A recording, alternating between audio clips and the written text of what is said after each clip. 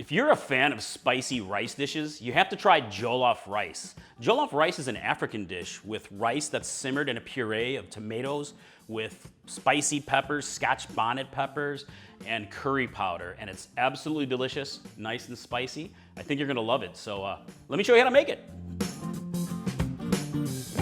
All right, the first thing we want to do is build our flavor base. So get yourself a food processor or a blender set up.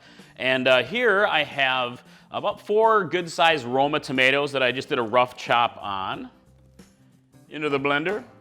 And I have 2 good-sized red bell peppers that are roughly chopped. Lots of flavor. And here I have 2 Scotch bonnet peppers. Scotch bonnet peppers are deliciously fiery. They're about as hot, very similar to habanero peppers, about the same level of heat. They're about 300 to 350,000 Scoville heat units, so quite spicy. And I'm using a couple in this recipe. You can use 1 if you want to, or maybe even a half of one. It really just depends on your overall heat preference. But I'm using 2. So go ahead and blend this up into a nice puree.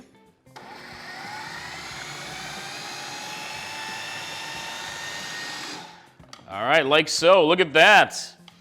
Smells delicious. Nicely pureed. So let me set this aside and we'll get our rice station set up. Okay, I have my cooking station set up here. So the first thing you want to do is get a good-sized pot set to medium heat. And I'm going to go ahead and add a little bit of vegetable oil. Olive oil is fine. And I have a good-sized chopped white onion. So go ahead and get that into the pan. And we're going to cook this down for 3 to 4 minutes, maybe 5 minutes, until it starts to soften up. And then we will continue. All right, onions are softening up nicely. So the next thing you do is go ahead and add 1 to 2 minced garlic cloves. And of course, you can add as much as you want to if you want a little bit more. It's good. Gorgeous garlic, my favorite. And here I have 4 tablespoons of tomato paste. So go ahead and add that to your pan. Ooh, make sure I get it all. Go ahead and give it a stir, and we're going to cook this down for 2 to 3 minutes until you can really smell that gorgeous garlic blooming in the room. And cook the tomato paste a little bit to kind of help build a little bit of flavor on that. All right, smelling good in here, my friends. So the next step is to go ahead and add your tomato pepper puree to the pot. Just pour it in and reduce your heat down to more of a medium level. I'm going to drop it down here. Give it a nice stir and go ahead and simmer for about 15 minutes to let the overall flavor start to develop and cook down nicely. All right, at this point you can see the sauce here has darkened to a nice, delicious red color.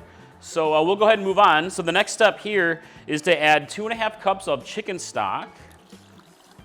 In. And I have 2 teaspoons of curry powder. I'm using a hot curry powder blend, but you can use some of your favorites. And I have a teaspoon of dried thyme. And a bit of salt and pepper to personal taste. You really add as much as as much as you'd like to. I like a lot of black pepper. Yum. All right, let's give this a stir, get everything nicely incorporated. And then go ahead and increase the heat to bring everything to just a real low boil. And we're going to let it boil for about just a few minutes, up to 5 minutes, to, again, start to really bloom all those delicious flavors. Patty's teasing me about my flavor blooming contents, guys. But hey, there's lots of flavor development going on here, my friends. That's how you build flavors. All right, so anyway, the next step is to go ahead and add your rice. I have 2 cups of white rice. And this works for a lot of different types of rices. And I've got some bay leaves here. Let me stir this in first.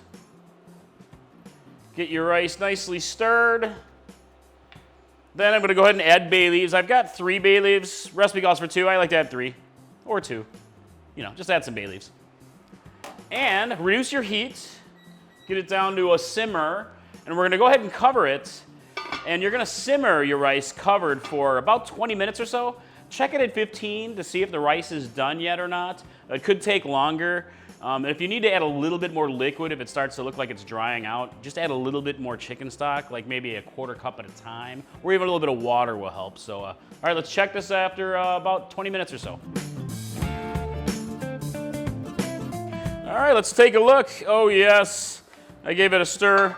But yeah, it's looking amazing here, my friends. Nice and fluffy, the rice, everything's nicely absorbed. So let me talk about a couple of tips here. First, let's talk about crispy rice. Crispy rice is a delicacy for some people. If you cook it long enough in the pot, you can get a crispy layer of rice at the very bottom. You can crank up the heat actually to get that going. A lot of people love the crispy rice. It's like sacarat when making paella, or pegao when you're making Puerto Rican rice. So it's in so many different cultures, it's absolutely delicious. Number 2, let's talk about the heat factor. So this is actually a pretty spicy dish. I mean, I've got a couple of Scotch bonnet peppers in there, but you can really adjust that heat level to your personal preference. You can dial it back and use maybe 1 Scotch bonnet or habanero, core out the peppers to reduce some of that overall heat, or maybe use a half pepper. Or really, that's too hot for you, you can go ahead and use milder peppers, like even a jalapeno is totally fine for this. But obviously for you crazy chili heads out there, yes, just go ahead and throw in a couple of ghost peppers or, hey, scorpion pepper, reaper version of this. That's gonna be some serious heat, yes. And let's talk about serving. So sometimes I like to make a whole meal out of this, and I'll cook some chicken before I throw in the rice and the stock and let that all simmer, and it just becomes a super delicious chicken and rice dish. Absolutely awesome for dinner. But you can also serve this as just a simple side dish. Set it on the side, serve with any of your favorite proteins, or even add other vegetables to it. And you can really add other things as well, like potatoes are really good in here. Little sweet potato. I think it's great, you know. You can also play around with the spices. So I have a lot of curry powder in here, but you can add any of your favorites. A lot of fresh herbs are good in here, extra garlic. You can really play around and make this your own. Jollof rice actually makes a great party dish. You can bring this to a party, just set it out and let people scoop it up as however much they want to grab. It's easy for passing around and just becoming a part of a huge meal. Hey, if you guys love spicy rice dishes, you gotta try my spicy chicken fried rice. It's absolutely delicious, it's one of my favorites, and I'll cue that one up after so you can check that out. I hope you like that one as much as I do. But hey, when you're ready to serve your jollof rice, just turn off the heat, toss the bay leaves, let it cool a little bit, and fluff it with a fork, and boom, you are good to go. So hey, I'd love to hear what you think of this recipe. Let me know how you spice it up and make it your own. Leave some comments below, please. I'd love to hear from you. Give it a like and share as much as you'd love to. So, all right, guys, I will see you in the kitchen next time. Mike from Chili Pepper Madness. Bye. All right, let's give it a taste.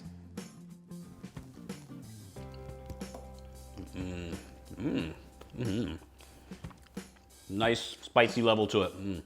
I think you guys are gonna love this one. Delicious.